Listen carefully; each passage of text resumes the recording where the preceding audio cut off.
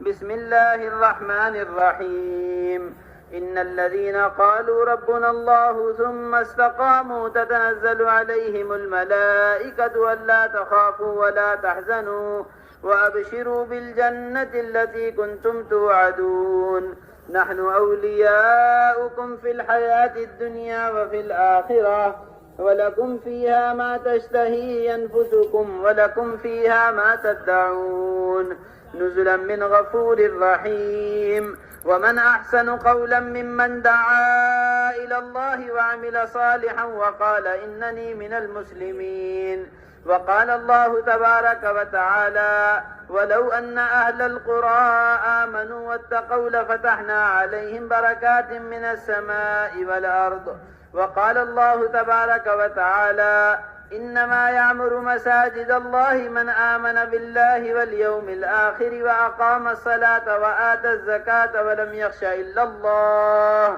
فعسى أولئك أن يكونوا من المهتدين وقال النبي صلى الله عليه وسلم من قال لا إله إلا الله مخلصا دخل الجنة قيل وما إخلاصها قال أن تحجزه عن محارم الله وقال النبي صلى الله عليه وسلم كل أمتي يدخلون الجنة إلا من أبى قيل ومن أبى قال من أطاعني دخل الجنة ومن عصاني فقد أبى وقال النبي صلى الله عليه وسلم الغدو والرواح إلى المسجد من الجهاد في سبيل الله وقال النبي صلى الله عليه وسلم المسجد بيت كل تقي وتكفل الله لمن كان المسجد بيته بالروح والرحمة والجواز على الصراط إلى رضوان الله إلى الجنة وقال النبي صلى الله عليه وسلم لغدوة أو روحة في سبيل الله خير من الدنيا وما فيها وقال النبي صلى الله عليه وسلم مقام أحدكم في سبيل الله ساعة خير له من عمله عمره في أهله أو كما قال عليه الصلاة والسلام. قابل احترام بزرگوں اور بھائیوں، اللہ جل جلالہ عم نوالہ نے قیامت تک آنے والی انسانیت کی صلاح اور فلاح، قیامت تک آنے والی انسانیت کی کامیابی جناب رسول اللہ صلی اللہ علیہ وسلم کے لائے ہوئے مبارک دین اور آپ کے لائے ہوئے مبارک اعمال میں رکھی ہوئی ہے۔ یہ اللہ جل جلالہ عم نوالہ کا بنایا ہوا ضابطہ ہے، یہ اللہ جل جلالہ عم نوالہ کا بنایا ہوا قاعدہ ہے۔ اللہ کے بنائے ہوئے قاعدے اور ضابطے کو کوئی تبدیل کر نہیں سکتا۔ اللہ جل جلالہ عم نوالہ بڑی قوت والے ہیں، اللہ جل جلالہ عم نوالہ کے ضابطے اور قاعدے بڑے مضبوط ہیں، ساری انسانیت مل کر ان قاعدوں اور ضابطوں کو بدل نہیں سکتی۔ دنیا والوں کے بنائے ہوئے ضابطے ہیں، دنیا والوں کے بنائے ہوئے قانون ہیں، ایک عام انسان ان قوانین کا کتنا پابند ہوتا ہے؟ فلانے ملک کے اندر بغیر ویزے کے داخلہ نہیں مل سکتا، فلانے اسکول اور کالج کے اندر بغیر فلانے کاغذ کے داخلہ نہیں مل سکتا۔ یہ دنیا والوں کے قائم کیے ہوئے شرائط ہیں اور دنیا والوں کے بنائے ہوئے ضابطے ہیں، ایک عام انسان ان ضابطوں اور شرائط کا پابند ہوتا ہے۔ ہم اور آپ غور و فکر کریں اس بات پر کہ ایک انسان اللہ کے بنائے ہوئے ضابطے کا کس قدر پابند ہو۔ اللہ جل جلالہ عم نوالہ نے اپنے ضابطے کو بیان فرمایا ہے، ان الدین عند اللہ الاسلام، ان الدین عند اللہ الاسلام ومن یبتغی غیر الاسلام دینا فلن یقبل منہ۔ اللہ جل جلالہ عم نوالہ بیان فرما رہے ہیں اللہ کے نزدیک قابل قبول جو ہے دین وہ دین اسلام ہے۔ اس دین کے علاوہ کوئی دین لے کر آئے گا، اس محنت کے علاوہ کوئی محنت لے کر آئے گا، اللہ جل جلالہ عم نوالہ کے یہاں اس کی محنت قابل قبول نہیں ہے، اس کا دین قابل قبول نہیں ہے جو حضور اکرم صلی اللہ علیہ وسلم والے دین کے علاوہ کوئی دین لے کر آئے۔ میرے محترم دوستو بزرگو، کامیابی کے لیے جناب رسول اللہ صلی اللہ علیہ وسلم والے اعمال کو، حضور اکرم صلی اللہ علیہ وسلم کے لائے ہوئے دین کو اللہ جل جلالہ عم نوالہ نے شرط قرار دیا ہے، شرط۔ حضرت مولانا یوسف صاحب رحمۃ اللہ علیہ فرمایا کرتے تھے، دیکھیے کتنی عمدہ مثال ہے، کتنی گہری مثال۔ فرمایا کرتے تھے جس طرح دنیا میں آنے والے ہر انسان کے آنے کا راستہ اور دنیا سے جانے کا راستہ ہر ایک کے لیے ایک سا ہے۔ حضرت کے بیانات میں لکھی ہوئی مثال کتنی عمدہ مثال ہے، کتنی گہری مثال۔ اس ملک کا بادشاہ ہو یا اس ملک کا فقیر، وہ ماں کے پیٹ سے نکل کر اس دنیا میں آیا ہے۔ اس ملک کا کمزور ہو یا مضبوط ہو، ماں کے پیٹ سے نکل کر دنیا میں آیا ہے۔ اس ملک کا بادشاہ ہو یا فقیر ہو، موت کے ذریعے دنیا سے جائے گا۔ حضرت فرمایا کرتے تھے جس طرح خلق اور موت میں تمام انسانیت برابر، بادشاہ کے آنے جانے کا راستہ بھی وہی ہے، فقیر کے جانے آنے کا راستہ بھی وہی ہے۔ فرمایا کرتے تھے جس طرح خلق اور موت میں تمام انسانیت برابر ہے، اسی طرح اس زندگی کے اندر کامیابی والے اعمال کے اعتبار سے بھی تمام انسانیت برابر۔ بادشاہ اگر کامیاب ہونا چاہتا ہے، کوئی چارہ نہیں ہے اس کے پاس سوائے حضور اکرم صلی اللہ علیہ وسلم والے اعمال کے۔ ایک فقیر کامیاب ہونا چاہتا ہے، کوئی چارہ نہیں ہے اس کے پاس سوائے حضور اکرم صلی اللہ علیہ وسلم والے اعمال کے۔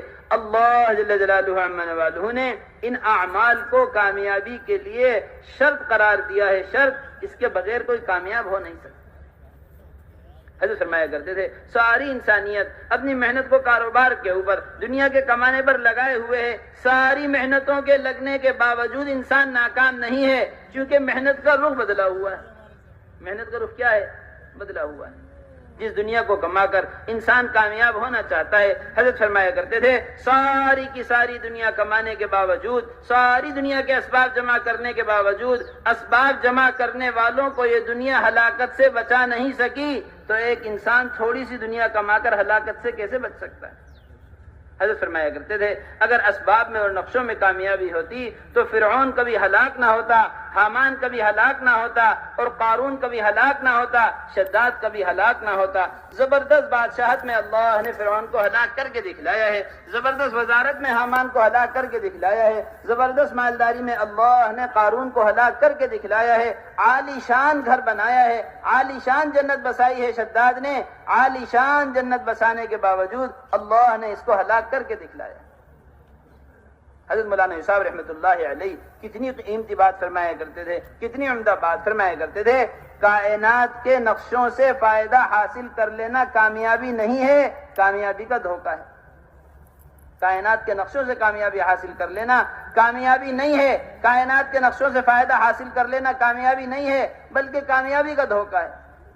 کوئی کھیت کے ذریعے محنت کر کے چند روپیہ کما کر اپنے آپ کو کامیاب سمجھ رہا ہے، کوئی تجارت کے ذریعے چند روپیہ کما کر اپنے آپ کو کامیاب سمجھ رہا ہے، کوئی کسی فن کے ذریعے چند روپیہ کما کر اپنے آپ کو کامیاب سمجھ رہا ہے، یہ کامیاب نہیں ہے، کامیابی کے دھوکے میں پڑا ہوا ہے۔ بہت سمجھنے کی بات، کتنی گہری بات ہے۔ حضرت مولانا عیسیٰ رحمۃ اللہ علیہ کے ملفوظات میں لکھا ہوا ہے، بیانات میں فرمایا کرتے تھے کائنات کے نقشوں کے ذریعے فائدہ حاصل کر لینا کامیابی نہیں ہے، بلکہ کامیابی کا دھوکہ ہے۔ پھر اصل کامیابی کیا ہے؟ فرمایا کرتے تھے اصل کامیابی یہ ہے کہ ایک کلمہ لا الہ الا اللہ محمد الرسول اللہ والا شخص ایمان والے یقین پر براہ راست خالق کائنات کے خزانوں سے فائدہ حاصل کرنا سیکھے۔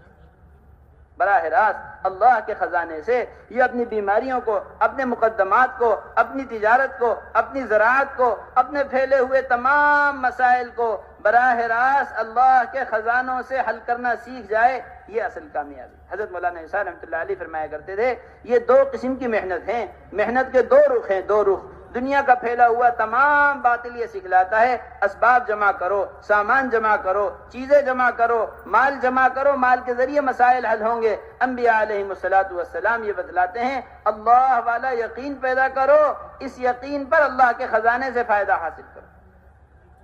دونوں محنتوں کو اللہ جل جلالہ عما نوالہ نے قرآن میں بیان فرمائے۔ دیکھیے کتنا تفصیل سے واقعہ بیان کیا ہے۔ حضرت موسیٰ علیہ السلام کے پیچھے فرعون کا تمام لشکر ہے، ساری دنیا کے اسباب فرعون نے جمع کیے ہوئے ہیں، کوئی کمی نہیں ہے فرعون کے پاس، سامان کے اعتبار سے، اسباب کے اعتبار سے، نقشوں کے اعتبار سے، فوج کے اعتبار سے، لشکر کے اعتبار سے کوئی کمی فرعون کے پاس نہیں ہے۔ ساری زندگی کی محنت بادشاہت پر اور اسباب پر، نقشوں پر محنت کو لگایا ہوا۔ اس کے مقابلے پر محنت حضرت موسیٰ علیہ السلام، حضرت مولانا عیسیٰ رحمۃ اللہ علیہ کے بیانات میں لکھا ہوا ہے، فرمایا کرتے تھے بڑی کمزور سی قوم کو بڑی عالی محنت پر اٹھایا تھا حضرت موسیٰ علیہ السلام نے۔ ان کی محنت کو قرآن بیان کر رہا ہے، یا قوم ان کنتم آمنتم باللہ فعلیہ توکلوا، یا قوم ان کنتم آمنتم باللہ فعلیہ توکلوا، اے قوم اگر تم اللہ کے ماننے والے ہو تو اللہ کی ذات عالی پر بھروسہ رکھو۔ حضرت فرمایا کرتے تھے یہ یقین کی محنت پر اپنی قوم کو اٹھا رہے ہیں. فرعون نے اپنی قوم کو اسباب کی محنت پر ڈالا ہوا ہے. حضرت موسیٰ علیہ السلام نے اپنے ماننے والوں کو یقین کی محنت پر اٹھایا ہے. اللہ جل جلالہ عما نوالہ نے دونوں محنتوں کے نتائج ایک ہی میدان کے اندر دکھلائے. ظاہر کے خلاف، عقل کے خلاف، دنیا کے مزاج اور رواج کے خلاف. حضرت موسیٰ علیہ السلام کو جس دریا سے نکلنے کا راستہ اللہ نے اپنے حکم سے عطا فرمایا ہے، اسی دریا کے اندر فرعون کو غرق کر کے دکھلایا ہے کہ ساری دنیا کے اسباب کا جمع کرنا آج فرعون کو کچھ کام نہیں آیا. میرے محترم دوستو بزرگو، یہ کائنات سے پلنے کا یقین دل کے اندر رکھنا. حضرت فرماتے ہیں ہمارے حضرت بڑی عمدہ بات کہ کائنات سے پلنے کا یقین جو دل کے اندر رکھتے ہیں اللہ جل جلالہ عما نوالہ ان کو کائنات کے حوالے کر دیتے ہیں. دکان سے پلنے کا یقین، جاؤ تم دکان سے پل کر دکھلاؤ. کاروبار سے پلنے کا یقین، جاؤ تم کاروبار سے پل کر دکھلاؤ. دنیا کے نقشوں سے پلنے کا یقین، جاؤ تم دنیا کے نقشوں کے حوالے. ڈاکٹر سے شفا کا یقین ہے، زندگی گزر گئی مگر مرض ختم نہیں ہوا. وکیل سے مقدمے کے حل ہونے کا یقین ہے، زندگی گزر گئی ہے مگر مقدمہ حل نہیں ہوا. اللہ نے اپنی مدد کا ہاتھ کھینچ لیا. کائنات سے پلنے کا یقین دل کے اندر رکھنے والے اللہ تبارک و تعالی ان کو کائنات کے حوالے کر دیتے ہیں. خالق کائنات، مالک کائنات اللہ جل جلالہ عما نوالہ سے پلنے کا جو یقین دل کے اندر رکھتے ہیں، اللہ جل جلالہ عما نوالہ کائنات کو ان کے حوالے کر دیتے ہیں. زبردست واقعہ لکھا ہے حضرت مولانا صاحب رحمۃ اللہ علیہ نے حیات الصحابہ کے اندر. کیا یقین صحابہ اکرام کا بنایا گیا ہے، اور اس یقین پر دنیا کا تاثر دل سے نکال کر اللہ کے خزانے سے کیسا فائدہ حاصل کر کے دکھلایا ہے، اور دنیا کے نقصان سے کیسا بچ کر دکھلایا ہے. حیات الصحابہ میں واقعہ لکھا ہوا ہے. حضرت عبداللہ ابن عمر رضی اللہ تعالیٰ عنہ کا واقعہ روایت کے اندر آتا ہے. ایک راستے سے تشریف لے جا رہے تھے، راستے میں لوگوں کو کھڑا ہوا دیکھا. اے لوگوں راستے میں کیوں کھڑے ہوئے ہو؟ راستے میں لوگ رکے ہوئے کھڑے تھے. اے لوگوں راستے میں کیوں کھڑے ہوئے ہو؟ لوگوں نے بتلایا ہم راستے میں اس لیے رکے ہوئے ہیں کہ آگے راستے کے اوپر شیر کھڑا ہوا ہے. شیر نے راستہ روکا ہوا ہے، کسی کی اس راستے سے گزرنے کی ہمت نہیں. سارے مسافرین راستے میں رکے ہوئے ہیں. دیکھیے شیر کا تعصب فطری چیز ہے، شیر کا خوف دل کے اندر ہے. آگے راستے میں شیر کھڑا ہوا ہے، کسی مسافر کی گزرنے کی ہمت نہیں. روایت کے اندر آتا ہے حضرت عبداللہ ابن عمر رضی اللہ تعالیٰ عنہ اپنی سواری سے اتر کر تشریف لے گئے. شیر کے پاس پہنچے، کوئی تأثر شیر کا دل کے اندر نہیں تھا. شیر کے کان کو پکڑ کر موڑا، اس کی گردن پر ایک ہاتھ مارا اور اس کو راستے سے ہٹا دیا. جس طرح معمولی جانور کو راستے سے ہٹایا جاتا ہے، اس طرح شیر کی گردن پر ایک ہاتھ مار کر اس کو راستے سے ہٹا دیا. دیکھیے اب شیر کو ہٹا کر راستے سے واپس تشریف لائے. حضرت عبداللہ ابن عمر رضی اللہ تعالیٰ عنہ بڑی قیمتی بات فرمائی ہے، بڑی قیمتی بات ہمارے اور آپ کے اور قیامت تک آنے والے مسلمانوں کے یقین کے لیے ہے. یہ بات بڑی بنیادی بات فرمایا اپنے آپ کو مخاطب کر کے حضرت عبداللہ ابن عمر رضی اللہ تعالیٰ عنہ نے کہ اے ابن عمر، کیا تم نے حضور اکرم صلی اللہ علیہ وسلم کو یہ فرماتے ہوئے نہیں سنا کہ ابن آدم اگر مخلوق سے ہونے کا تاثر اپنے دل پر لے گا، اللہ جل جلالہ عما نوالہ اس مخلوق کو ابن آدم پر حاوی کر دیں گے. جس مخلوق سے نفع نقصان کا یقین ابن آدم اپنے دل کے اوپر لے گا، اللہ جل جلالہ عما نوالہ اس مخلوق کو ابن آدم پر حاوی کر دیں. آج مقدمات کا تاثر وکیل کے ذریعے مسئلہ حل ہوگا، آج بیماری میں تاثر ڈاکٹر کے ذریعے مسئلہ حل ہوگا، آج ضروریات کے اندر تاثر تجارت کے ذریعے مسئلہ حل ہوگا. ساری دنیا کے حالات کا مسلمان کو تابع بنا دیا.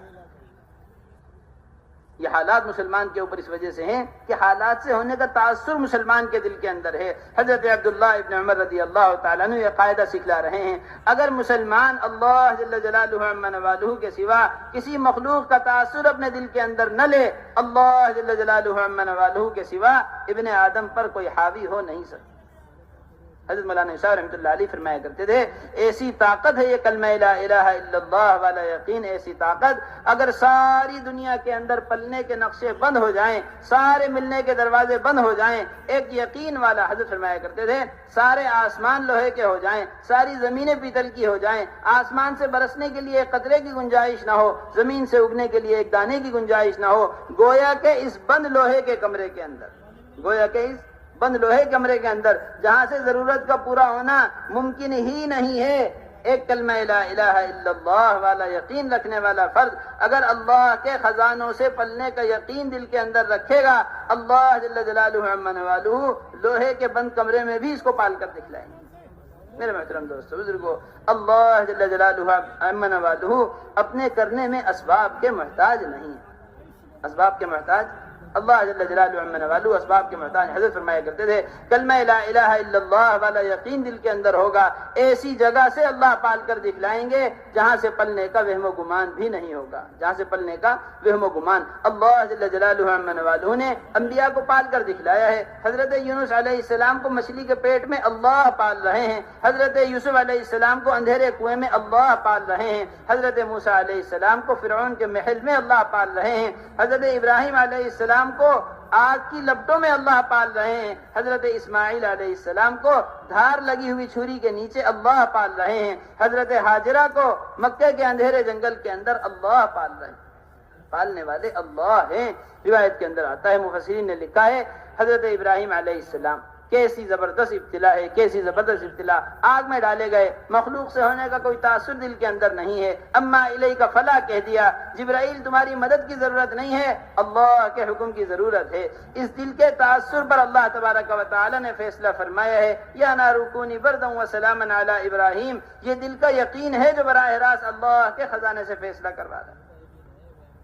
مفسرین نے لکھا ہے حضرت ابراہیم علیہ السلام ایک ابتلا سے فارغ ہو گئے، اب دوسری ابتلا آئی کہ بیوی بچوں کو جنگل کے اندر چھڑوایا ہے۔ کہاں چھڑوایا ہے؟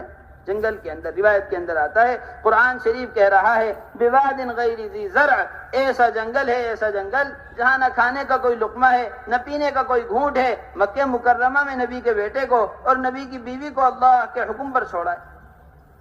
روایت کے اندر آتا ہے حضرت ابراہیم علیہ السلام اپنی بیوی بچوں کو جنگل کے اندر چھوڑ کر جا رہے ہیں۔ روایت میں آتا ہے حضرت ہاجرہ علیہ السلام پوچھنے لگیں کہ آپ ہمیں جنگل میں کیوں چھوڑ کر جا رہے ہیں؟ دیکھیے ایک عورت جنگل میں اپنا گزارا کیسے کرے گی اندھیرے جنگل کے اندر؟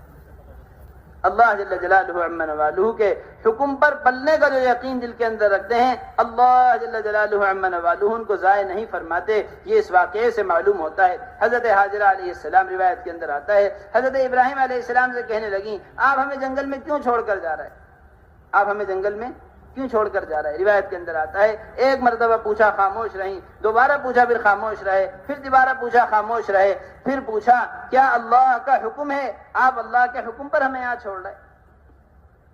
روایت کے اندر آتا ہے حضرت ابراہیم علیہ السلام نے فرمایا جی ہاں اللہ کے حکم پر چھوڑ رہا ہوں۔ میرے محترم دوستو بزرگو، ہم اور آپ غور کریں ان واقعات کے اوپر۔ ایک جنگل میں کھڑی ہوئی عورت یہ کہہ رہی ہے کہ اگر اللہ کا حکم ہے تو اللہ ہمیں ضائع نہیں کریں گے، اگر حکم اللہ کا ہے تو اللہ ہمیں ضائع نہیں کریں گے۔ میرے محترم دوستو بزرگو، جن کے دلوں کے اندر اللہ جل جلالہ عما نوالہ کی ذات سے پلنے کا یقین دل کے اندر ہوتا ہے، اللہ کے خزانوں کا یقین دل کے اندر ہے، وہ یہ نہیں دیکھتے کہ حکم کیا ہے بلکہ دیکھتے ہیں کہ حکم کس کا ہے۔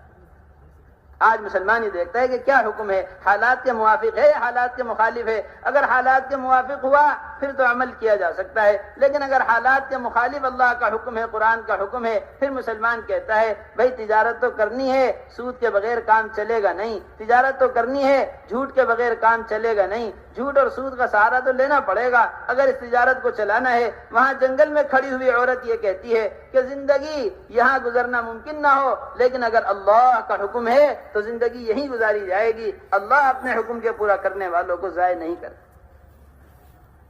میرے محترم دوستو بزرگو، یہ یقین بنایا گیا ہے امت کا یقین۔ جناب رسول اللہ صلی اللہ علیہ وسلم ایک ایک صحابی کا یقین بنا رہے ہیں، ایک ایک صحابی کا یقین۔ روایت کے اندر آتا ہے کتنی عام سی ضرورت ہے اور کتنے عام سے صحابی ہیں اپنی ضرورت کو لے کر آئے اللہ کے نبی صلی اللہ علیہ وسلم، میرے بھائی کے پیٹ میں جو ہے تکلیف ہو گئی ہے، اس کو 10 لگ گئے ہیں۔ دیکھیے 10 کا لگ جانا، اسہال ہو جانا، کتنی عام سی ضرورت، کتنی عام سی تکلیف۔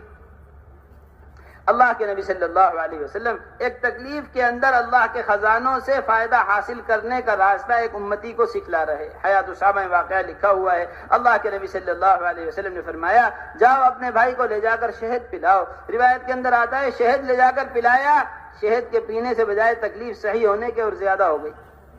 دوبارہ لے کر آئے اللہ کے نبی صلی اللہ علیہ وسلم، ان کو شہد پلایا، شہد پینے سے تکلیف زیادہ ہو گئی ہے، تکلیف ٹھیک نہیں ہوئی بلکہ اور زیادہ ہو گئی۔ روایت کے اندر آتا ہے دوبارہ فرمایا دوبارہ لے جا کر شہد پلاؤ، دوبارہ لے جا کر شہد پلایا، پھر تکلیف زیادہ ہو گئی، تیسری مرتبہ پھر حاضر ہوئے اللہ کے نبی صلی اللہ علیہ وسلم، 2 مرتبہ شہد پلایا، دونوں مرتبہ تکلیف زیادہ ہو گئی۔ اللہ کے نبی صلی اللہ علیہ وسلم نے ایک عام صحابی کی عام سی ضرورت کے اندر اللہ کے خزانے سے لینے کا راستہ سکھلایا ہے، راستہ جب تک یقین نہیں بدلے گا اس وقت تک اللہ کے خزانے سے لینے کے راستے کھلیں گے نہیں۔ فرمایا تیرے بھائی کا پیٹ جھوٹا ہے، اللہ کی بات سچی ہے۔ کس کی بات سچی ہے؟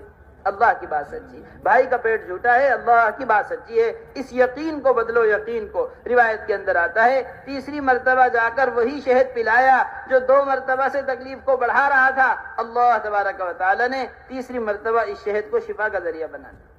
یہ بتلانے کے لیے چیزوں کے اندر نفع نہیں ہے، چیزوں کے اندر نقصان نہیں ہے، اللہ جل جلالہ عما نوالہ کے حکم کے اندر نفع نقصان۔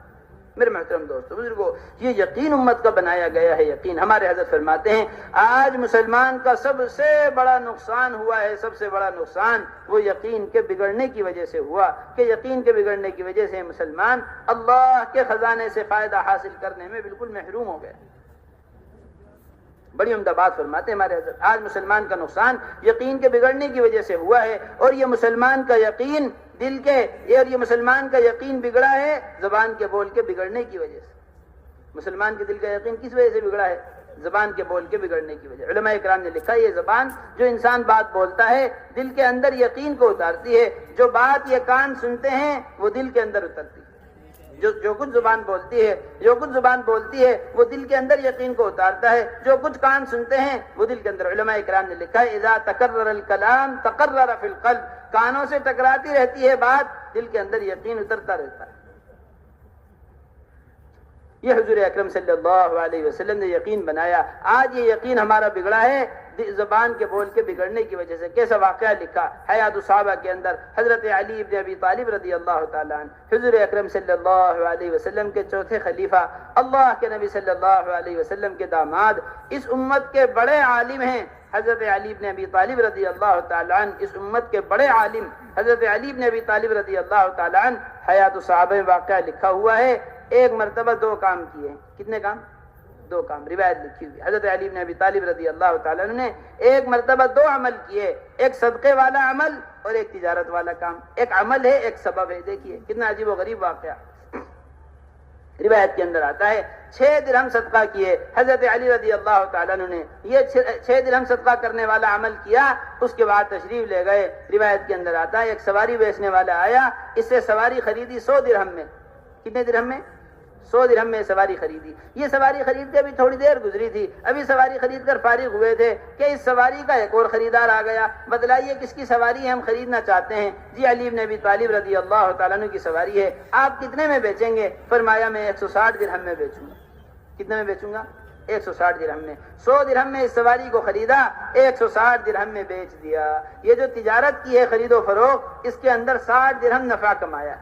2 کام کیے، ایک صدقے والا عمل کیا ہے، ایک تجارت والا سبب کیا ہے۔ حضرت علی بن ابی طالب رضی اللہ تعالیٰ عنہ یہ 60 درہم نفع کے کما کے گھر لے کر گئے۔ گھر والوں نے پوچھا کہاں سے آئے ہیں یہ 60 درہم؟ حضرت علی بن ابی طالب رضی اللہ تعالیٰ عنہ نے فرمایا ھذا ما وعدنا اللہ ورسولہ وصدق اللہ ورسولہ، یہ وہ وعدہ ہے جو اللہ نے، اللہ کے نبی صلی اللہ علیہ وسلم نے ہم سے تم سے کیا تھا۔ اللہ اپنے وعدے میں سچے ہیں، نبی اپنے وعدے میں سچے۔ ہمارے حضرت اس روایت پر یہاں بڑی عمدہ بات فرماتے ہیں، بڑی عمدہ بات۔ ہمارے گھر والوں کا جو یقین گھر کے بچے کا بگڑا ہوا ہے وہ ہماری زبان کے بول کے بگڑنے کی وجہ سے بگڑا ہے۔ ہم گھر آ کر یہ کہتے ہیں جب تجارت سے کما کے لاتے ہیں فلانی تجارت سے کمایا ہے، فلانی حکومت سے کمایا ہے، فلانی ملازمت سے کمایا ہے، فلانے سبب سے کمایا ہے، فلانے سبب سے کمایا ہے۔ حضرت علی ابن ابی طالب رضی اللہ تعالیٰ عنہ 60 درہم نفع کے کما کے لائے، گھر والوں کو آ کر یہ بتلایا یہ جو 60 درہم تم دیکھ رہے ہو یہ 60 درہم اللہ کے رسول کا وعدہ ہے۔ کہ کیسے وعدہ پورا ہوا، کیا واقعہ ہوا ہے، کیا عمل کیا تھا آپ نے جس پر یہ وعدہ پورا ہوا؟ علی رضی اللہ تعالیٰ نے فرمایا کہ اللہ نے اپنے نبی کی زبانی ہم سے وعدہ کیا ہے ایک صدقہ کرو گے اللہ اس کے بدلے 10 عطا فرمائے گا۔ دیکھو میں نے 6 درہم صدقہ کیے تھے، اللہ نے مجھے 60 دے دیے۔ میں نے کتنے صدقہ کیے تھے؟ 6 درہم صدقہ کیے تھے، اللہ نے 6 کے بدلے 60 عطا فرمائے ہیں۔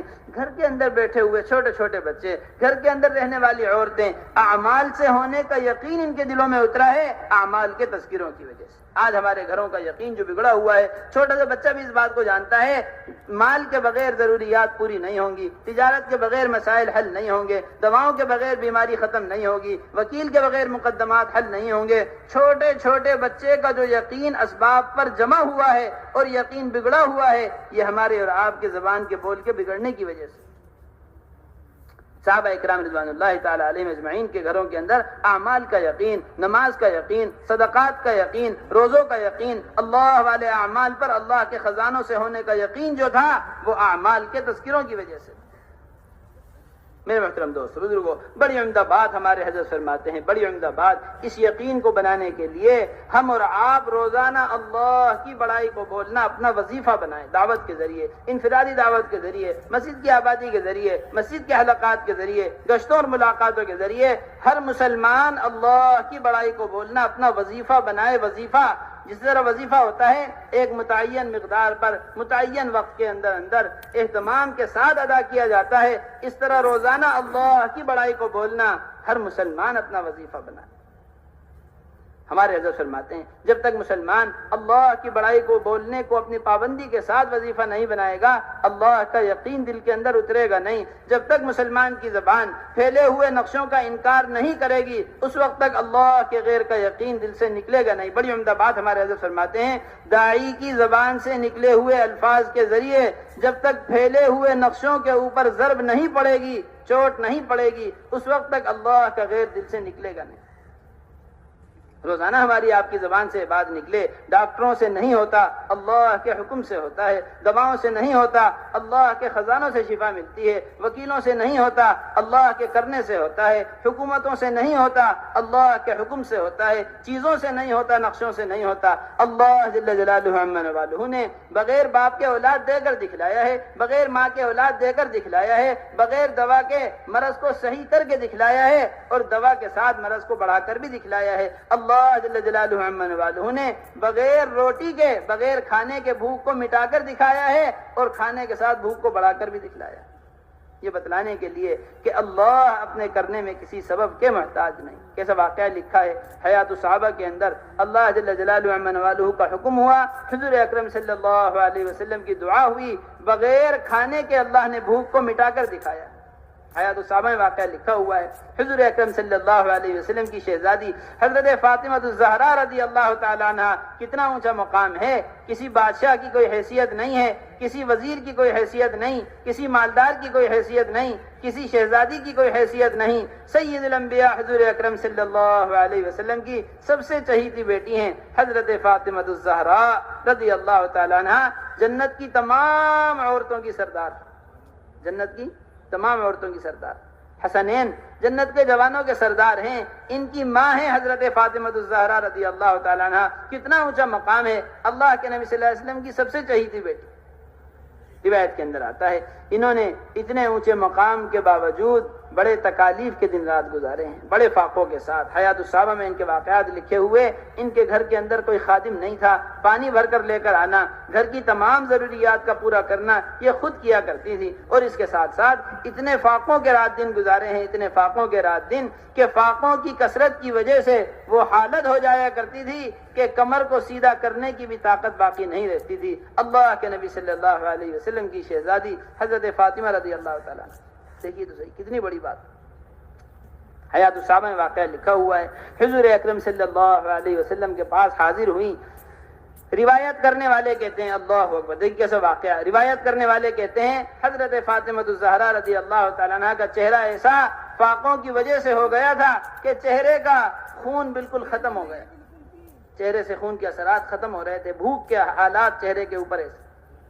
اللہ کے نبی صلی اللہ علیہ وسلم کو اپنا حال سنایا، حضور اکرم صلی اللہ علیہ وسلم نے دعا فرمائی، اے اللہ، اے غریبوں کے مددگار، اے کمزوروں کے سہارے، اے اللہ، فاطمہ بنت محمد کی بھوک کو ختم کر دیجئے، فاطمہ بنت محمد کی بھوک کو ختم کر دیجئے۔ روایت کے اندر آتا ہے حضور اکرم صلی اللہ علیہ وسلم کی دعا لگی، آپ کے دعا فرماتے ہی حضرت فاطمہ رضی اللہ تعالیٰ عنہ کا چہرہ ایسا ہو گیا جیسا کھا پی کر پیٹ بھر لیا ہو، کچھ کھایا نہیں تھا۔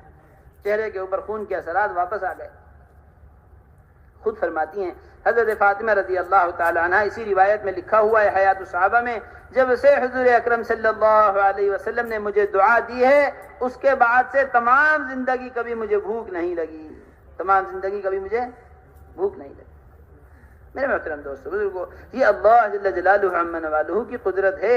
اللہ تبارک و تعالی چیزوں کے پورا کرنے میں، مسائل کے حل کرنے میں اسباب کے ہرگز محتاج نہیں ہیں، ہرگز. ہم حضرت فرمایا کرتے تھے وہ اللہ ہی کیا جو اسباب کے محتاج ہیں، وہ اللہ ہی کیا جو اسباب کے محتاج.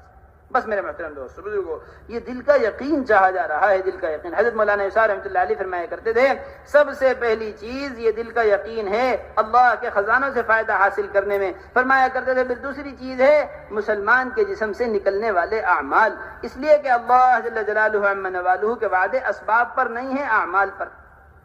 ہمارے حضرت بڑی عمدہ بات فرماتے ہیں آج مسلمان اپنی ضروریات کے اندر ناکام ہے، اپنی ضروریات کو پورا نہیں کروا پا رہا، اس لیے کہ مسلمان اللہ کے خزانے سے لینے والے راستے بھول چکا ہے. اللہ کو سبب پیش کر کے دعا مانگتا ہے، اے اللہ میری دکان ہے مدد کر دیجئے، اے اللہ میرا ڈاکٹر ہے شفا دے دیجئے، اے اللہ میرا وکیل ہے مقدمہ حل کر دیجئے.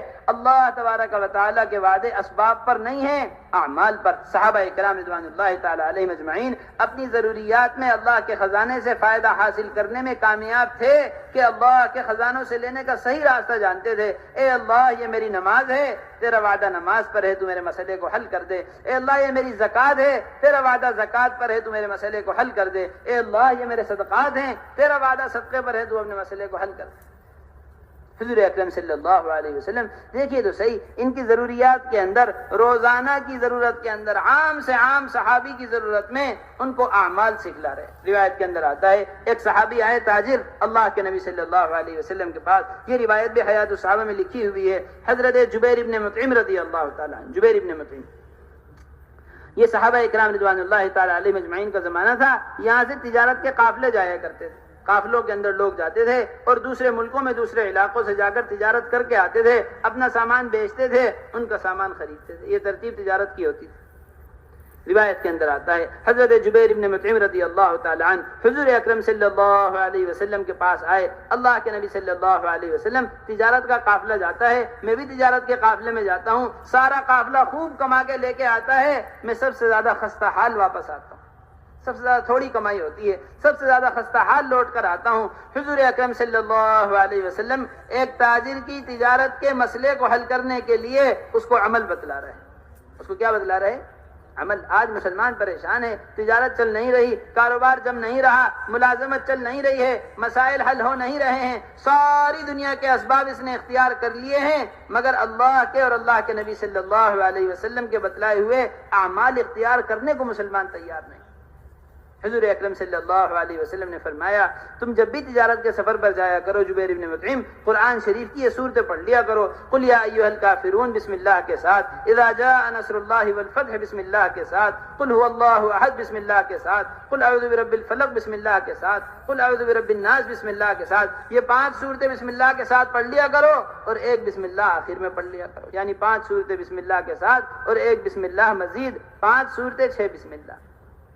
روایت کے اندر آتا ہے اس عمل کو کر کے حضرت جبیر ابن مطعم رضی اللہ تعالی عنہ اپنے تجارت کے سفر پر نکلے. اللہ جل جلالہ عم نوالہ نے اس عمل کی برکت سے ایسی مدد فرمائی ہے، ایسی مدد، سب سے زیادہ خستہ حال آتے تھے واپس اس قافلے کے سفر سے سب سے زیادہ نفع کما کے لے کر آئے. حضور اکرم صلی اللہ علیہ وسلم کو اگر بتلایا کہ اس تجارت کے سفر میں یہ عمل کر کے گیا تھا، سب سے زیادہ نفع کما کے لے کر آیا.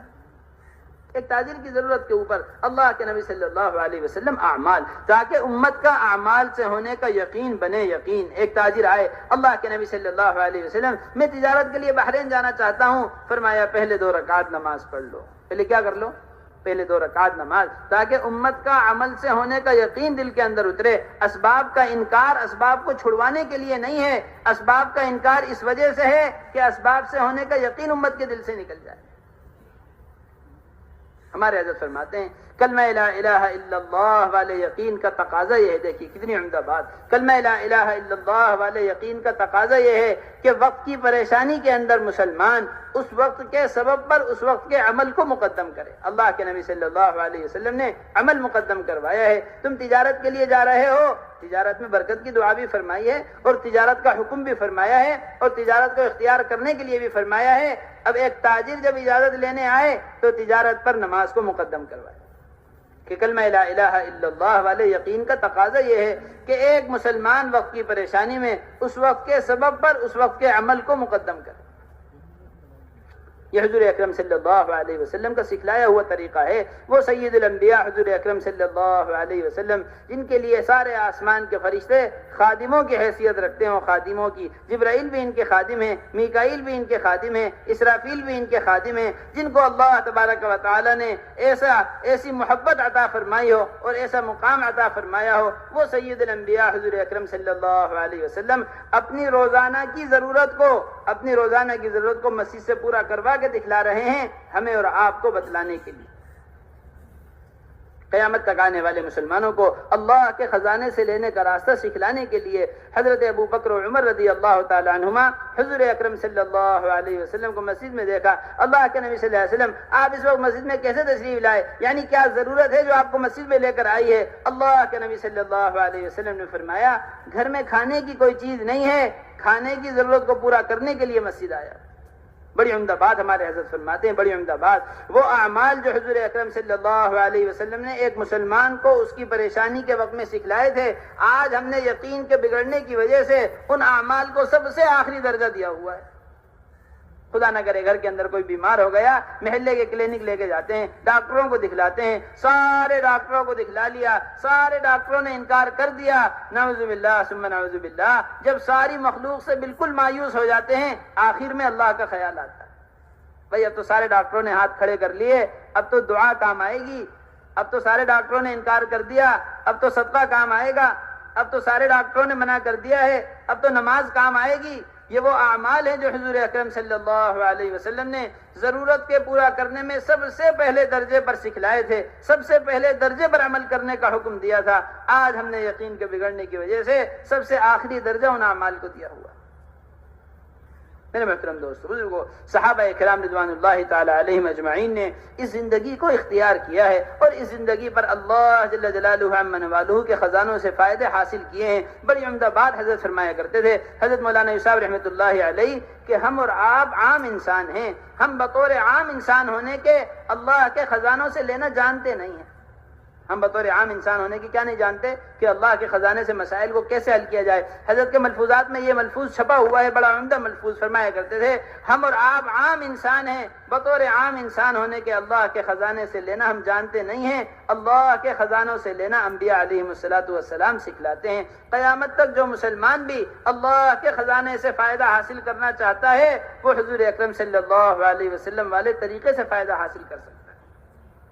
حضرت فرمایا کرتے تھے ساری انسانیت بطور انسان ہونے کے نابینا ہے، نابینا۔ دیکھیے کتنی عمدہ مثال دیا کرتے تھے حضرت مولانا یوسف رحمۃ اللہ علیہ، جو دیکھ رہا ہو، جس کو نظر آ رہا ہو، جو دیکھنے کی صلاحیت رکھتا ہے اس کو بینا کہا جاتا ہے، آنکھوں والا، نگاہوں والا، اور جو دیکھنے کی صلاحیت جس کی ختم ہو گئی ہو اس کو نابینا کہا جاتا ہے، جو دیکھ نہ پا رہا۔ حضرت مولانا یوسف رحمۃ اللہ علیہ کے بیانات میں لکھا ہوا ہے، فرمایا کرتے تھے جناب رسول اللہ صلی اللہ علیہ وسلم نے اللہ جل جلالہ عم نوالہ کا سارا نظام اپنی کھلی ہوئی آنکھوں سے دیکھا، اللہ جل جلالہ عم نوالہ کو دیکھا ہے، اللہ کے یہاں سے اترنے والے احکامات کو دیکھا ہے، قیامت کے دن ملنے والی جزاؤں کو اور قیامت کے دن ملنے والی سزاؤں کو دیکھا ہے، یہاں تک کہ زمین سے چڑھتے ہوئے اعمال دیکھے ہیں، آسمان سے اترتے ہوئے احکامات کو خود حضور اکرم صلی اللہ علیہ وسلم نے کھلی ہوئی نگاہوں سے دیکھا ہے۔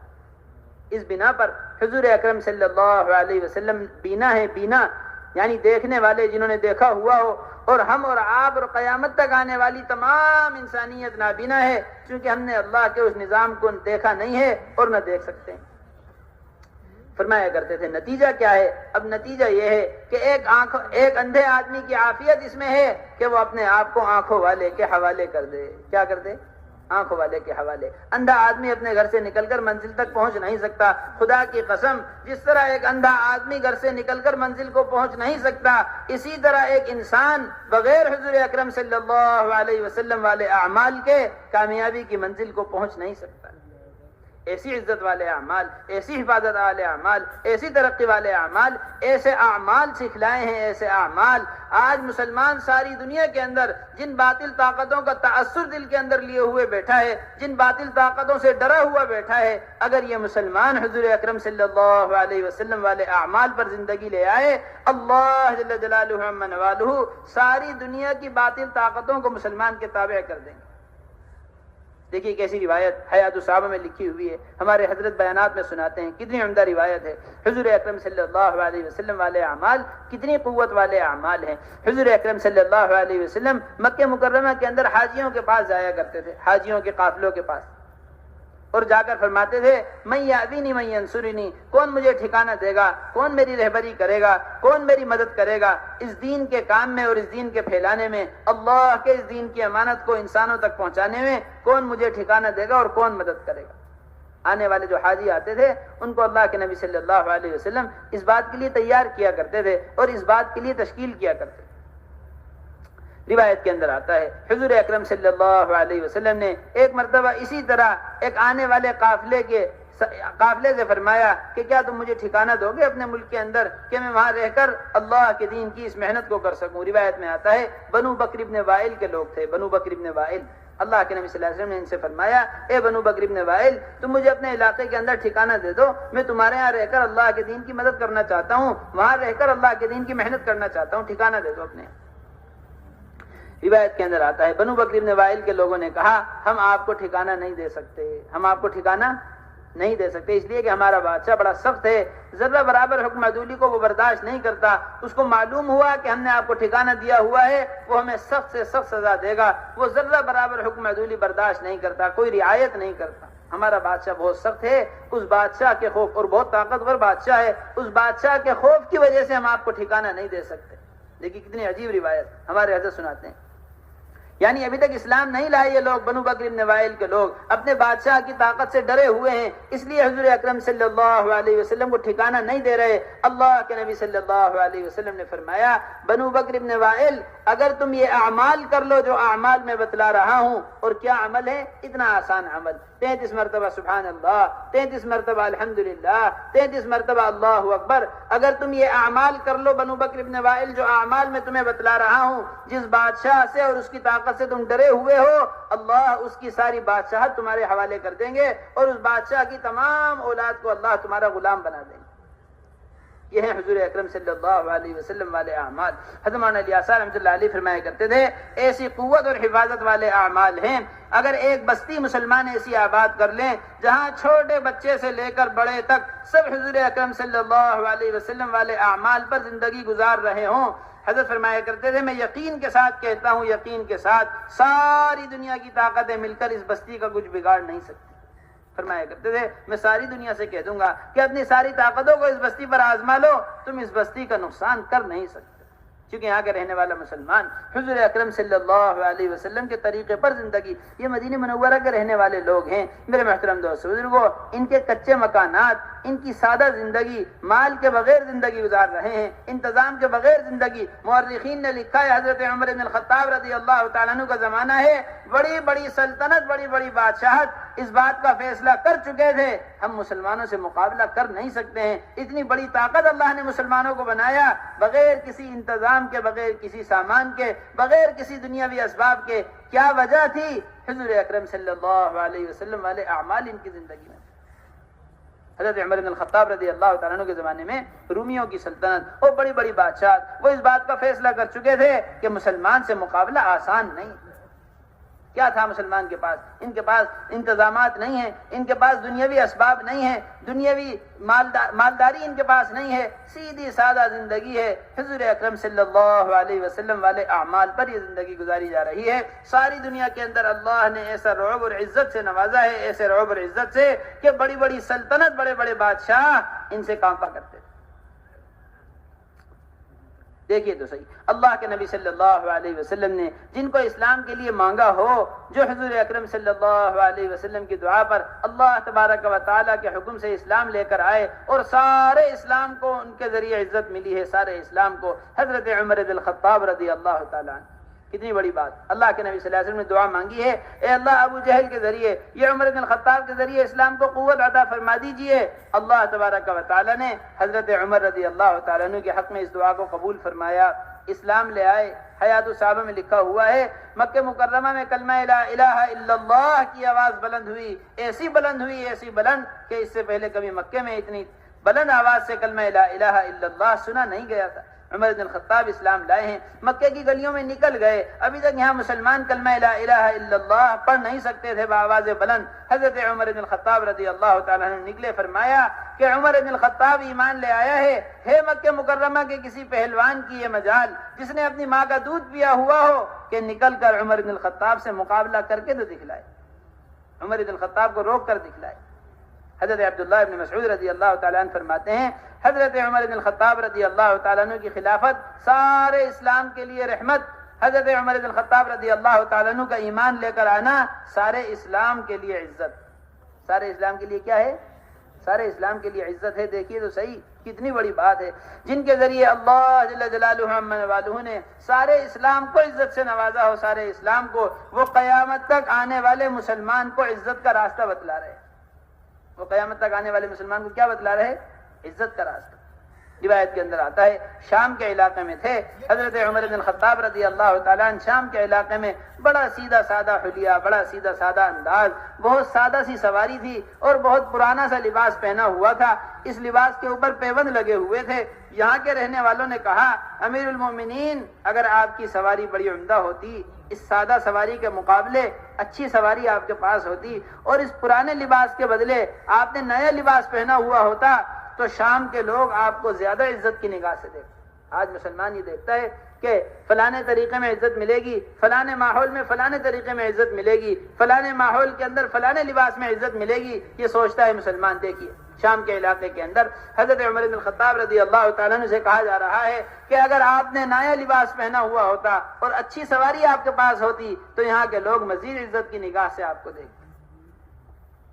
روایت کے اندر آتا ہے حضرت عمر بن الخطاب رضی اللہ تعالیٰ عنہ نے فرمایا ہمیں اللہ جل جلالہ عمن والہ نے اسلامی طریقوں کے ذریعے عزت دی ہے, اگر ہم نے اسلامی طریقوں کو چھوڑ دیا تو اللہ ہمیں پھر ذلیل کر کے دکھلائے.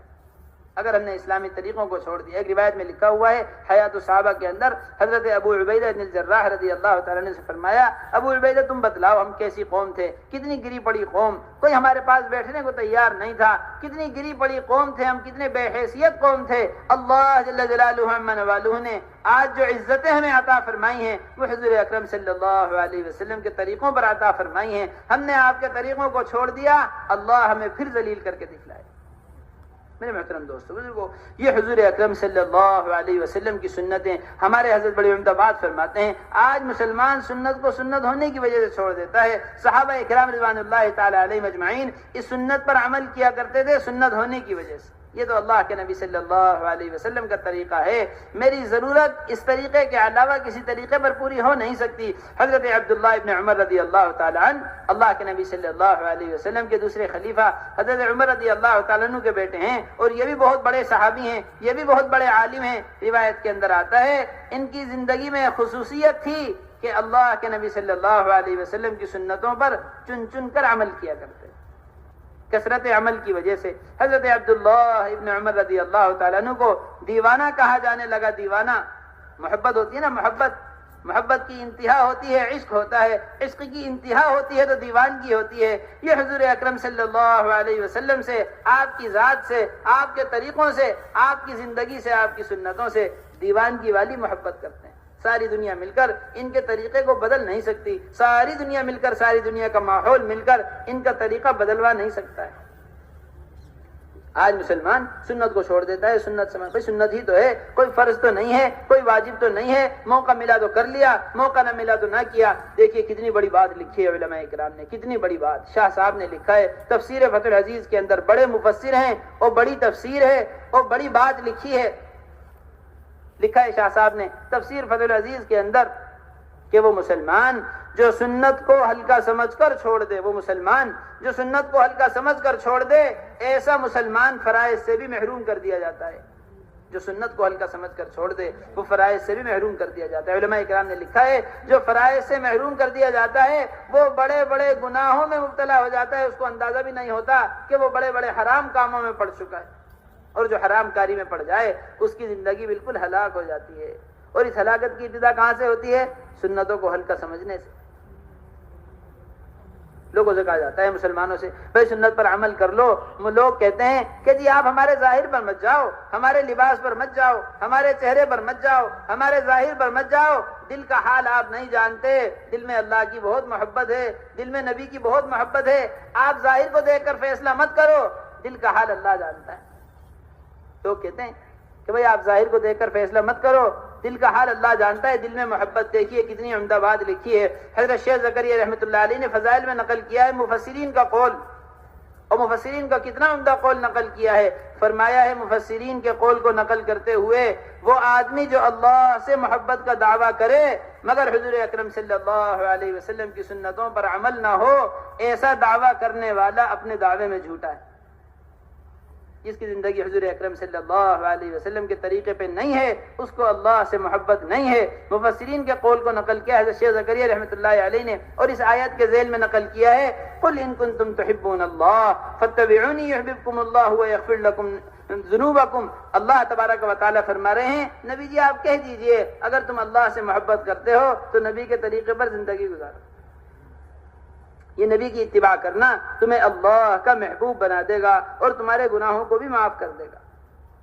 اس لیے میرے محترم دوستو بزرگوں کیسا عشق ایک مسلمان کو ہونا چاہیے، اپنی چھوٹی سے چھوٹی ضرورت اور اپنی بڑی سے بڑی حاجت کو اللہ کے نبی صلی اللہ علیہ وسلم کے طریقے پر پورا کرنے میں۔ ہمارے حضرت فرماتے ہیں یہ تو کار نبوت ہے، مزاج نبوت کے بغیر اس کام کا کرنا ممکن نہیں ہے۔ بڑی عمدہ بات ہمارے حضرت فرماتے ہیں، بڑی عمدہ بات، جو مسلمان جتنا متبع سنت ہوگا، جو مسلمان جتنا متبع سنت ہوگا اتنا ہی اللہ کی طرف سے وہ اس محنت کے لیے منتخب ہوگا۔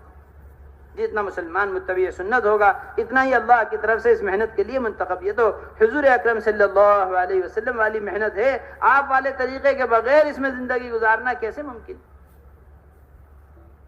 میرے محترم دوست بزرگوں آج مسلمان یہ کہتا ہے کہ میں سنت پر عمل کرنا تو چاہتا ہوں مگر فلانا ماحول ہے، فلانا ماحول، سنت پر عمل کرنا تو چاہتا ہوں مگر فلانے ماحول کی وجہ سے عمل نہیں کر رہا۔ یہ ہمارے حضرت فرماتے ہیں دل کے اندر حضور اکرم صلی اللہ علیہ وسلم کے طریقوں کی اگر مسلمان کے دل میں فطری محبت ہوتی تو کوئی ماحول اس مسلمان کو متاثر کر نہیں سکتا۔ یہ حضور اکرم صلی اللہ علیہ وسلم کے صحابہ دل کے اندر فطری محبت ہے حضور اکرم صلی اللہ علیہ وسلم کے طریقوں کی، کوئی ماحول، کوئی بیٹھک، کوئی انداز، کوئی چیز ان کو متاثر نہیں کرتی تھی اللہ کے نبی صلی اللہ علیہ وسلم کے طریقوں پر عمل کرنے سے۔ روایت کے اندر آتا ہے حضرت عبداللہ، حضرت مقداد ابن اسود رضی اللہ تعالیٰ، دیکھیے اللہ کے نبی صلی اللہ علیہ وسلم کے صحابی ہیں، بڑے بڑے لوگوں کے درمیان بیٹھے ہوئے، شرفاء کے درمیان، شرفاء اب اس کے اندر وزراء بھی ہو سکتے ہیں، تاجر بھی ہو سکتے ہیں، بڑے بڑے مالداروں کے درمیان، بڑے بڑے لوگوں کے درمیان بیٹھے ہوئے تھے، کچھ کھا رہے تھے، کھاتے ہوئے لقمہ گر گیا، اس گرے ہوئے لقمے کو اٹھا کر کھانے لگے۔ علماء اکرام نے لکھا ہے اگر لقمہ گر جائے اور یہ ناپاک نہ ہو گیا ہو تو اس کو اٹھا کر صاف کر کے کھانا سنت ہے۔ اگر یہ گرنے والا لقمہ ناپاک نہ ہو گیا ہو اس کو اٹھا کر صاف کر کھا لینا سنت۔ روایت کے اندر آتا ہے حضرت مقداد ابن اسود رضی اللہ تعالیٰ عنہ اس گرے ہوئے لقمے کو اٹھا کر کھانے لگے۔ دیکھنے والوں نے کہا، لوگوں نے جو پاس بیٹھے ہوئے تھے، آپ بڑے بڑے لوگوں کے درمیان بیٹھے ہیں، شرفاء کے درمیان، یہ لوگ دیکھیں گے تو کیا کہیں گے؟ لوگ دیکھیں گے تو کیا کہیں گے؟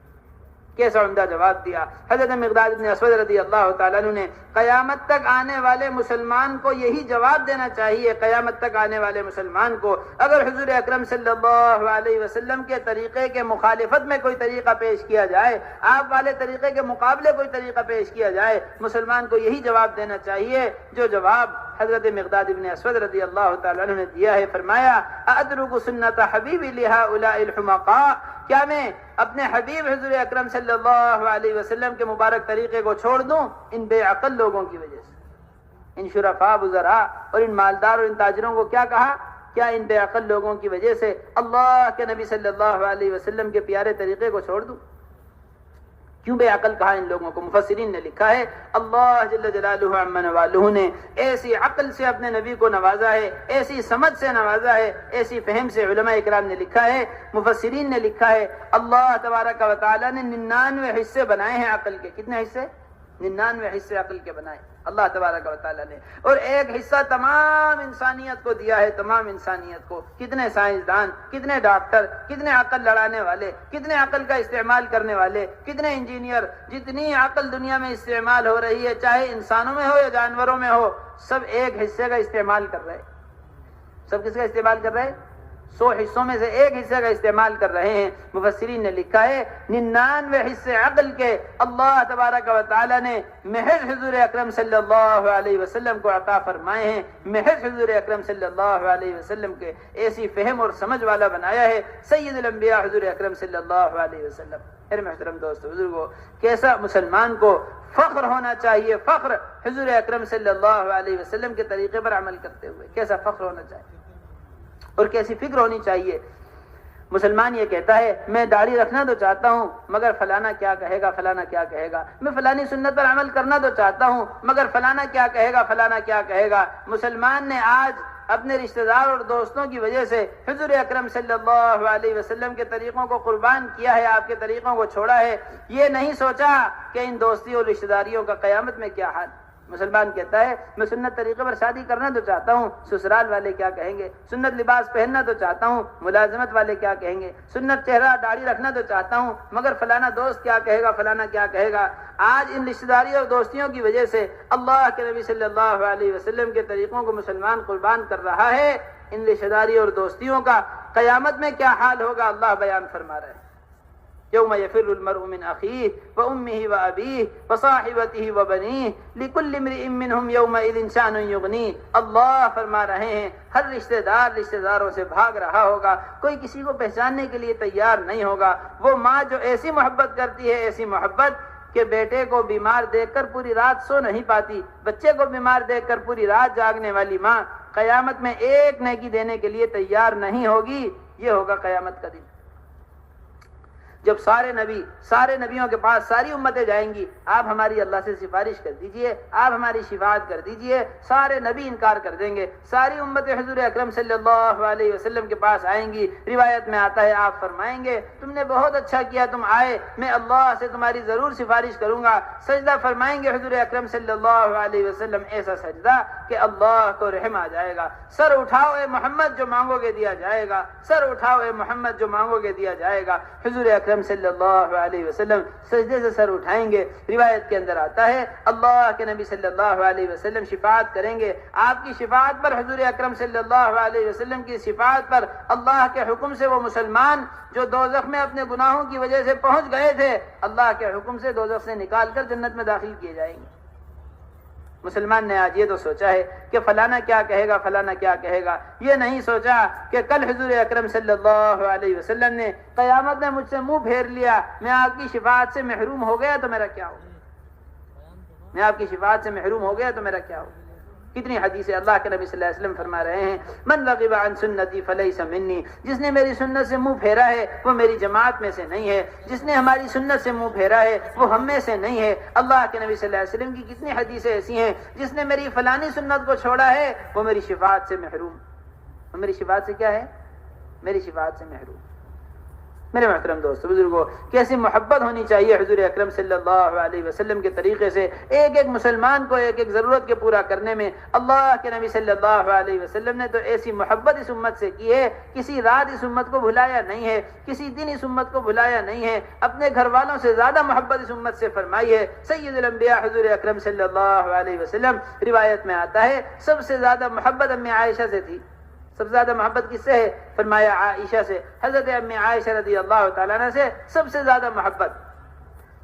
حیات الصحابہ میں روایت لکھی ہوئی ہے، ایک دن حضرت امی عائشہ رضی اللہ تعالیٰ عنہ نے کہا اللہ کے نبی صلی اللہ علیہ وسلم میرے لیے دعائے مغفرت کر دیجئے، میرے لیے کیا کر دیجئے، میرے لیے دعا کر دیجئے۔ اللہ کے نبی صلی اللہ علیہ وسلم نے فرمایا اے اللہ عائشہ کے تمام گناہ معاف فرما دیجئے، اے اللہ عائشہ کے تمام گناہ معاف فرما دیجئے۔ روایت کے اندر آتا ہے اتنا خوش ہوئی، اتنا خوش، روایت میں آتا ہے خوشی میں لوٹ پوٹ ہو گئی، خود فرماتی ہیں کہ سر گود کو لگ گیا، اتنا خوش ہوئی، اتنا خوش کہ خوشی میں لوٹ پوٹ۔ اللہ کے نبی صلی اللہ علیہ وسلم نے فرمایا عائشہ تم خوش ہو رہی ہو، عائشہ تم خوش ہو رہی ہو۔ اللہ کے نبی صلی اللہ علیہ وسلم میں کیوں خوش نہ ہوں، آپ کی دعا مجھے مل گئی ہے۔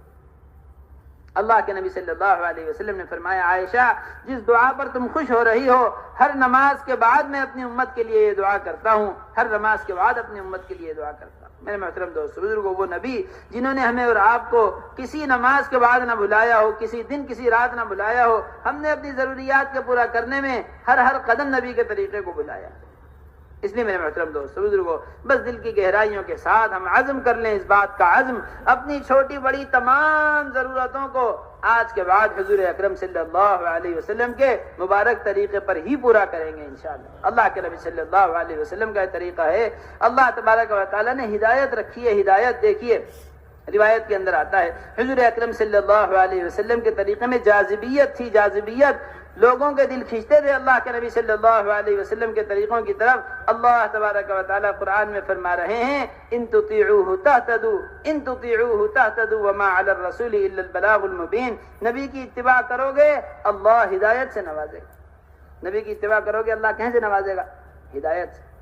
حضور اکرم صلی اللہ علیہ وسلم کے عادات کے اندر ایسی جاذبیت تھی، ایسی جاذبیت، روایت کے اندر آتا ہے جب طائف سے تشریف لائے تکالیف اٹھا کر حضور اکرم صلی اللہ علیہ وسلم، آپ کے طریقے کے اندر اتنی جاذبیت ہے، اللہ کے نبی صلی اللہ علیہ وسلم عتبہ ابن ربیعہ کے باغیچے میں بیٹھے، اس نے اپنے غلام عداس کو انگوروں کا خوشہ دے کر بھیجا۔ یہ غلام عداس اللہ کے نبی صلی اللہ علیہ وسلم کے پاس بیٹھا ہوا تھا، حضور اکرم صلی اللہ علیہ وسلم نے انگور کھائے اور انگور کھاتے ہوئے بسم اللہ کہی۔ یہ بسم اللہ کہنا اتنا پسند آیا غلام عداس کو، اتنا پسند آیا کہ یہ بسم اللہ اس کے اسلام میں داخل ہونے کا ذریعہ بن گیا۔ ایسی جاذبیت ہے اللہ کے نبی صلی اللہ علیہ وسلم کی سنت عادات میں، آپ کی عادتوں میں۔ ہمارے حضرت فرماتے ہیں جب سنت عادات میں اتنی جاذبیت ہے تو حضور اکرم صلی اللہ علیہ وسلم کی سنت دعوت میں کتنے ہدایت کے انوارات، کتنے ہدایت۔ مولانا الیاس رحمۃ اللہ علیہ فرمایا کرتے، دیکھیے کتنی عمدہ بات۔ مولانا الیاس رحمۃ اللہ علیہ کا بہت مشہور ملفوظ ہے، مولانا الیاس رحمۃ اللہ علیہ فرمایا کرتے تھے مسنون دعائیں سیکھو، مسنون دعاؤں نے قبولیت کے راستوں کو دیکھا ہوا ہے۔ مسنون دعاؤں نے کیا دیکھا ہوا؟ فرمایا کرتے تھے مسنون دعائیں سیکھو، مسنون دعاؤں نے قبولیت کے راستوں کو دیکھا ہوا ہے۔ ہمارے حضرت فرماتے ہیں بڑی عمدہ بات، جس طرح مسنون دعاؤں نے قبولیت کے راستوں کو دیکھا ہوا ہے، اس طرح مسنون طریقہ محنت نے ہدایت کے راستوں کو دیکھا ہوا ہے۔ حضور اکرم صلی اللہ علیہ وسلم والے طریقہ محنت کو مسلمان اختیار کرے گا۔ حضرت مولانا عیسیٰ رحمۃ اللہ علیہ فرمایا کرتے تھے قیامت تک اللہ تبارک و تعالی ایسی ہی ہدایت کا وعدہ فرمائیں گے، قیامت تک ایسی ہی ہدایت کو عام فرمائیں گے جیسی صحابہ کی محنت پر ہدایت کو عام فرمایا ہے۔ یہ ملفوظات میں لکھا ہوا ہے۔ فرمایا کرتے تھے یہ مدینہ منورہ کا ماحول، یہ مدینہ منورہ کا ایسا دینی ماحول قائم ہوا ہے، ایسا دینی ماحول۔ میرے محترم دوست بزرگوں، جس کو اسلامی تجارت دیکھنی ہے مدینے کے بازار دیکھے، جسے اسلامی معاشرہ دیکھنا ہے مدینے کے مکانات دیکھے، جسے اسلامی عبادت دیکھنی ہے مدینے کی مسجد دیکھ لے، جسے اسلامی معاملات دیکھنے ہیں مدینے کی عدالت دیکھ لے۔ ایسا اسلامی قانون اور ایسا اسلامی نظام اس بستی کے اندر آباد ہے، جو اس میں داخل ہو جاتا ہے قرآنی نمونہ قرآنی نمونہ دیکھنے کو ملتا ہے صحابہ اکرام کی زندگی میں۔ ہمارے حضرت فرماتے ہیں آج محنت کو چھوٹنے کی وجہ سے مسلمان اتنا دور ہو گیا ہے، اتنا دور کہ اسلام کو سمجھانے کے لیے رسالے چھاپے جاتے ہیں، قرآن کو سمجھانے کے لیے رسالے چھاپے جاتے ہیں۔ صحابہ اکرام کی زندگی 100% عمل پر، 100% محنت پر تھے، 100% قرآنی عمل پر تھے، 100% زندگی قرآنی نمونہ۔ حیات الصحابہ میں لکھی ہوئی روایت کیسا نمونہ تھے قرآنی، روایت کے اندر آتا ہے حضرت سلمان فارسی رضی اللہ تعالی عنہ حضور اکرم صلی اللہ علیہ وسلم کے صحابی، اور صحابہ میں سب سے زیادہ لمبی عمر والے حضرت سلمان فارسی رضی اللہ تعالی عنہ، روایت میں آتا ہے ان کے بعد ان کے ایک دوست آئے اور آ کر کہنے لگے کہ حضرت سلمان رضی اللہ تعالیٰ عنہ سے ہم نے سنا ہے آپ کے نبی پر کوئی آسمانی کتاب نازل ہوئی ہے، آپ ہمیں وہ آسمانی کتاب دکھلا دیجئے، آپ ہمیں کیا دکھلا دیجئے؟ آسمانی کتاب۔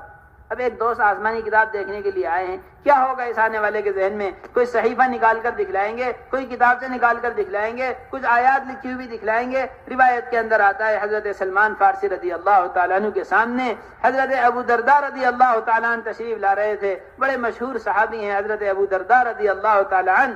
سلمان فارسی رضی اللہ تعالیٰ عنہ نے فرمایا اپنے دوست سے کہ تم آسمانی کتاب دیکھنے کے لیے آئے تھے، اس آتے ہوئے شخص ابو درداء کو دیکھ لو، گویا کہ یہی اللہ کی کتاب قرآن، گویا کہ یہی اللہ کی کتاب قرآن۔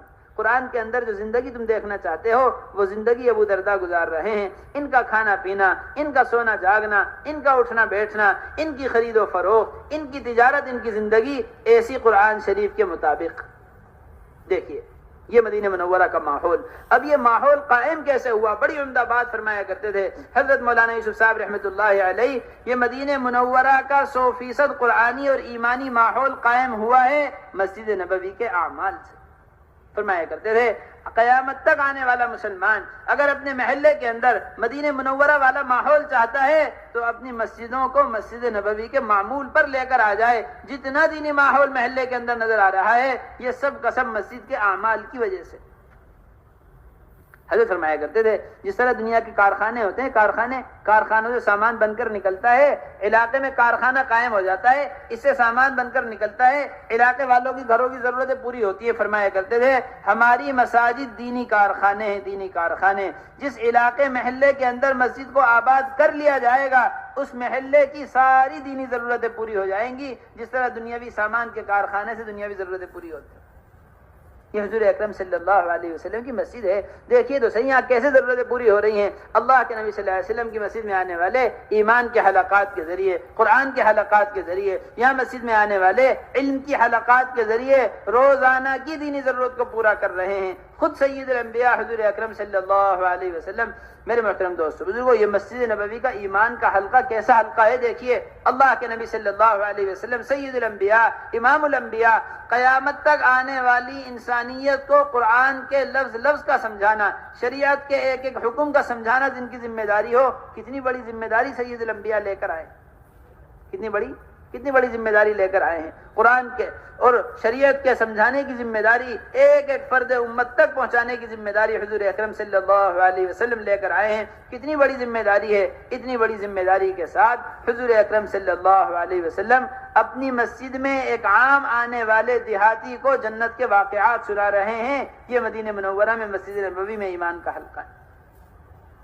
حیات الصحابہ میں لکھا ہوا ہے، تیسری جلد میں، حیات الصحابہ کی تیسری جلد کے شروع میں لکھا ہوا ہے۔ اللہ کے نبی صلی اللہ علیہ وسلم کے پاس جب دیہاتی آتے تھے، دیہاتی صحابہ فرماتے ہیں ہمیں بڑا نفع ہوتا تھا۔ صحابہ ادب کی انتہا کی وجہ سے جو بات حضور اکرم صلی اللہ علیہ وسلم سے پوچھ نہیں پاتے تھے، دیہاتی اپنے سادہ انداز کی وجہ سے پوچھ لیا کرتے تھے۔ روایت میں آتا ہے ایک مرتبہ ایک دیہاتی آئے، دیہاتی نے آ کر اللہ کے نبی صلی اللہ علیہ وسلم سے جنت کے متعلق سوال کیا۔ دیکھیے کیسا عجیب واقعہ ہے، حیات الصحابہ میں لکھا ہوا ہے۔ دیہاتی نے پوچھا اللہ کے نبی صلی اللہ علیہ وسلم جنت کی نعمتوں کے بارے میں بتائیے، کیا جنت میں انگور کا پھل بھی ہوگا؟ انگور، ایک دیہاتی اللہ کے نبی صلی اللہ علیہ وسلم سے پوچھ رہا کیا جنت میں انگور کا پھل بھی ہوگا؟ اللہ کے نبی صلی اللہ علیہ وسلم نے فرمایا جی ہاں انگور بھی ہوگا۔ اللہ کے نبی صلی اللہ علیہ وسلم یہ بتلائیے جنت کے انگور کتنے بڑے ہوں گے؟ ایک دیہاتی کا عام انداز کہ جنت کا انگور کتنا بڑا ہوگا۔ اللہ کے نبی صلی اللہ علیہ وسلم ایک دیہاتی کو جنت کا واقعہ سنا رہے۔ دیکھیے آخرت کا یقین دل کے اندر بٹھانے اور دنیا کا یقین دل سے نکالنے کے لیے ایمان کے حلقات لگائے جاتے ہیں۔ حضور اکرم صلی اللہ علیہ وسلم ایمان بالغیب ایک دیہاتی کو سمجھا رہے اور اس کی زندگی سے سمجھا رہے۔ حیات الصحابہ میں لکھا ہوا ہے، فرمایا اللہ کے نبی صلی اللہ علیہ وسلم نے جب اس دیہاتی نے پوچھا کتنا بڑا ہوگا وہ انگور، فرمایا کیا تمہارے گھر کے اندر کبھی تمہارے ابا جان نے بکرے پالے ہیں؟ کہ جی ہاں پالے، دیہات میں بکرے پالے جاتے ہیں۔ کیا تمہارے ابا جان نے کسی بکرے کو ذبح کیا ہے اور اس کی کھال اتار کر تمہاری اما جان کو دیتی ہو کہ اس کا ڈھولچا بنا کر تیار کر دو؟ گاؤں دیہات میں ڈھولچے تیار کیے جاتے ہیں کہ جی ہاں تیار کرنے کے لیے دیا ہے۔ کیا تمہاری اما جان نے ڈھولچا بنایا ہے؟ کہ جی ہاں بنایا ہے۔ کتنا بڑا بنا؟ روایت میں آتا ہے دیہاتی نے ہاتھ سے اشارہ کر کے بتلایا کہ جی اتنا بڑا بنتا ہے۔ اللہ کے نبی صلی اللہ علیہ وسلم نے فرمایا بس جنت کا انگور اتنا ہی بڑا ہوگا۔ جنت کا انگور، یہ یقین بنانا ہے، آخرت کا یقین دل کے اندر اترے گا، دنیا کی بے رغبتی اس دل کے اندر آ جائے گی۔ ایک عام دیہاتی کا یقین کون بنا رہا ہے؟ امام الانبیاء سید الانبیاء حضور اکرم صلی اللہ علیہ وسلم، جن کے اوپر اتنی بڑی ذمہ داری شریعت اور قرآن کی۔ دیکھیے یہ مدینہ منورہ کا ایمان کا حلقہ۔ روایت میں آتا ہے ایسا یقین بنتا ہے ان حلقوں کے ذریعے، ایسا یقین۔ دیہاتی کہنے لگا حضور اکرم صلی اللہ علیہ وسلم اگر وہ انگور اتنا بڑا ہوگا پھر تو میرے سارے گھر والے ایک ہی انگور میں پیٹ بھر جائے گا سب کا۔ اللہ کے نبی صلی اللہ علیہ وسلم نے فرمایا تیرے گھر والوں کا بھی اور تیرے خاندان والوں کا بھی سب کا ایک ہی انگور میں پیٹ بھر جائے گا۔ ایسے برکت والے انگور ہوں گے جنت کے انگور۔ میرے محترم دوستو بزرگو، یہ ہے مسجد نبوی کے ایمان کے حلقے، یہ ہے مسجد نبوی کے قرآن کے حلقے۔ بازار کے ماحول میں، دنیا کے ماحول میں جو دنیا کا یقین دل کے اوپر چڑھ گیا ہے، اس یقین کو یہاں ان حلقات کے اندر تبدیل کرنا اور دل کو برتن کی طرح مانج کر صاف کر کے اللہ والا یقین دل میں اتارنا، یہ ان حلقات سے چاہا جا رہا ہے۔ یہ فرمایا کرتے تھے حضرت کہ اگر اپنے محلے کا ماحول مدینہ منورہ والا ماحول چاہتے ہو تو اپنی مسجدوں کو مسجد نبوی کے معمول پر لے کر آؤ۔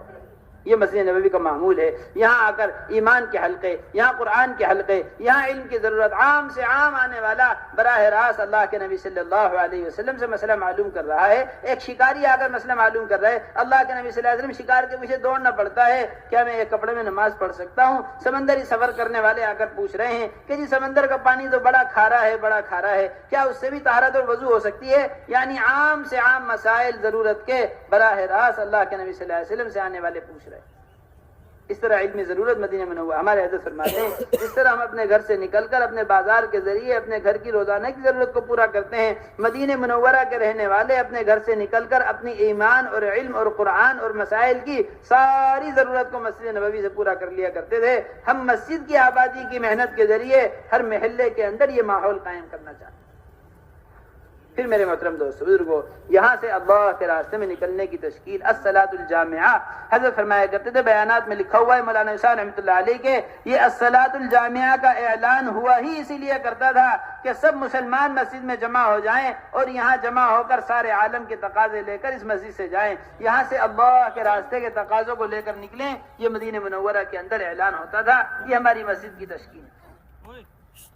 اس تشکیل پر ایسا قدم حضرت مولانا الیاس رحمۃ اللہ علیہ فرمایا کرتے تھے، ایسا جان اور مال اللہ کے دین پر کھپایا ہے، ایسا کھپایا ہے۔ حضرت فرمایا کرتے تھے ان کی محنت پر سارے عالم کے اندر کلمہ لا الہ الا اللہ محمد الرسول اللہ زندہ ہوا ہے۔ فرمایا کرتے تھے اس کی وجہ یہ ہے کہ یہ دین کے تقاضوں پر اپنی جان اور مال کو حقیر سمجھتے تھے، یعنی بے قیمت۔ دیکھیے کتنی عمدہ بات، مولانا الیاس رحمۃ اللہ علیہ فرمایا کرتے تھے کہ صحابہ اکرام کی محنت پر سارے عالم میں کلمہ لا الہ الا اللہ محمد الرسول اللہ زندہ ہوا ہے۔ اس کی وجہ یہ ہے کہ یہ دین کے تقاضوں پر اپنی جان اور مال کو حقیر سمجھتے تھے، یعنی بے قیمت سمجھتے تھے۔ فرمایا کرتے تھے کتنی عمدہ بات، ہم پر افسوس ہے، افسوس ہمارے اس زمانے کے اندر سارے عالم سے دین مٹ کر ختم ہو رہا ہے۔ اس کی وجہ یہ ہے کہ ہم اپنی جان اور مال کو قیمتی سمجھتے ہیں۔ ہم اپنی جان اور مال کو کیا سمجھتے ہیں؟ قیمتی۔ ان کی جان اور مال کا حقیر سمجھنا کیا تھا؟ ان کی جان اور مال کا حقیر سمجھنا یہ تھا کہ ان کو کوئی خوشی، کوئی غم، کوئی پریشانی، کوئی اچھا حال یا برا حال کبھی اللہ کے راستے میں نکلنے سے روکتا نہیں تھا۔ بیماروں کو چھوڑ کر اللہ کے راستے میں نکلے، بیماری کی حالت میں اللہ کے راستے میں نکلے، شادی چھوڑ کر اللہ کے راستے میں نکلے۔